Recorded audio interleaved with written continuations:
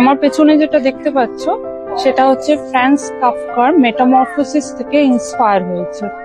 দেখো স্ট্যাচুটা কিরকম মুভ করছে। মেটামরফোসিস 20th সেঞ্চুরি চেক নভেলিস্ট ফ্রান্স কাফকার এক অসামান্য সৃষ্টি। 1915 সালে ফ্রান্স কাফকা মেটামরফোসিস নামক নভেলটি লেখেন। সেই নভেলে মেন ক্যারেক্টার গ্রেগর স্যামসা সে একদিন সকালবেলা উঠে একটা জায়ান্ট ইনসেক্টে ট্রান্সফর্ম হয়ে যায়।